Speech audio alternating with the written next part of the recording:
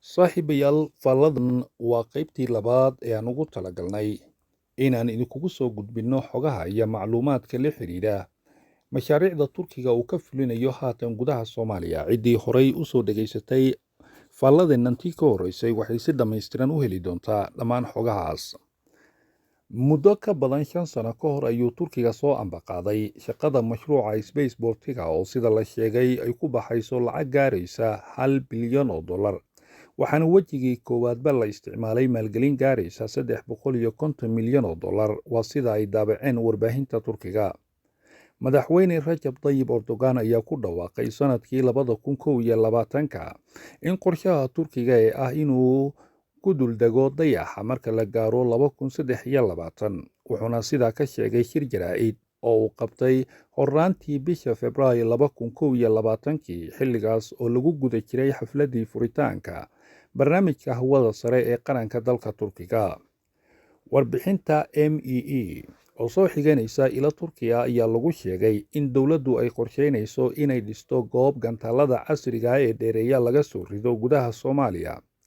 Dalka Soomaaliya ayaa horay u martigeliyey saldhigga tababarka militariga ee ugu weyn Turkiga, wuxuuna dalka Soomaaliya xiriir wanaagsan la lahaa Ankara tan iyo 2011.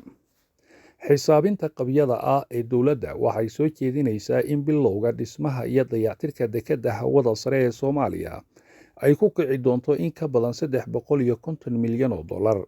Dowladdu waxa ay sidoo kalena hiigsanaysaa inay deeqo u qoondayso ardayda dhakhaatiirta ah ee Turkiga si ay dibadda ugu tagaan si ay u bartaan cilmiga xiddigiska, waxayna siin doontaa maalgelin cilmi baaris iyo horumara jaamacadaha Turkiga. Guud ahaan qiyaastii $150 milyan, ayuu xusay maqaalka MEE. Xiriirka Turkiga iyo Soomaaliya wuxuu la kulmay guulo waaweyn sanadihii lasoo dhaafay, iyadoo qayb ka ah iskaashigooda istiraatiijiyadeed ee u muuqda mid hal dhinac siinaya fursadaha ugu badan ee ka dhalan doona dhismaha xaruntan. Laakiin si Turkiga uu hoos ugu dhigo damaca Soomaalida ka geli doona dheefsiga istiraatiijiyadeed ee Space-Bolt-gan ciidooda laga fulinayo, ayuu taa beddelkeeda xoogga saaray in 3 meelood meel ciidamada militariga Soomaaliya uu tababaro.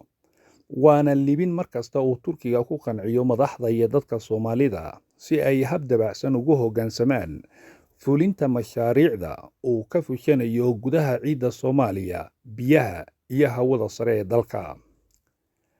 Haddaba ma jiraan mashaariic la mid ah kuwan uu haatan Turkiga ka wado gudaha Soomaaliya oo la isku dayay ama laga fuliyey dalalka deriska ama kuwa qaaradda Afrika? Haddii ay jiraan, waa maxay kala duwanaanshaha la tusaalayn karo ama isu ekaanshaha ku salaysan himilada iyo ahdaafta loo sameeyey? Si guud, waxaa loogu yeeri karaa horumarka Space-Bolt-yada ee Afrika. Mashruuca dekedda hawada sare ee Soomaaliya waa qayb ka mid ah isbeddel ballaaran oo ka dhex jira waddamada Afrika ee doonaya inay ka faa'iidaystaan u dhowaanshaha dhulbaraha. Dhowr waddan ayaa si firfircoon u sahminaya iskaashiyo caalami ah si ay u horumariyaan dekedaha hawada sare, iyagoo ka faa'iidaysanaya goobaha istiraatiijiga ee loogu talagalay duulimaadyada hawada sare. Himilada dekedda hawada sare ee Jabuuti bishii Janaayo 2023, Jabuuti waxay heshiis is-afgarada la gashay kooxda tiknoolajiyadda hawada sare ee Hong Kong iyo kooxda la yidhaahdo Touch Road International Holdings Group si ay u horumariyaan deked ganacsi oo caalami ah oo ku taalla gobolka Obok. Mashruucaasi oo ay ku baxaysay $1 bilyan, waxaana ku jira 7 goobood oo dayax-gacmeed laga soo daayo, 3 goobood oo lagu tijaabiyo gantaallada casriga ah, iyo qorshayaal akadeemiyadda cirka. Master Abuukar Xasan, xogayaha guud ee wasaaradda tacliinta sare iyo cilmi baarista ee Jabuuti, oo bixinayay faahfaahinta mashruucan, ayaa xilligaa waxa uu sheegay uu sheegayba Space in Africa suurtagalnimada mashruucu uu ku dhisi karo awoodda maxalliga iyo in injineerada Jabuuti lagu daro howlaha hawada sare ee ay shirkadda ka fulinayso gudaha dalkooda. Annaga bilowga dhabta ah waxaa lagu gartaa saxiixa qandaraaska, halkaas oo doorarka iyo mas'uuliyiinta dhammaan dhinacyada ku lugta lahi ay si cad loo qeexay.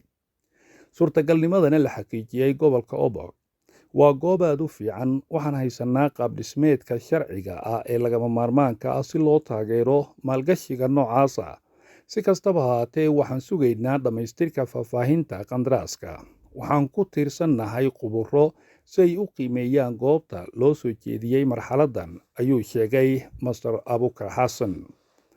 Himilooyinka hawada sare ee Kenya waa mid ka mid ah taariikh ahaan ama hoy u ahba xarunta hawada sare ee Luchi Broglio oo ku taalla dhinaca Malindi, waxayna Kenya ay ka shaqaynaysaa inay dib u soo noolayso awooddeeda hawada sare qudheeda.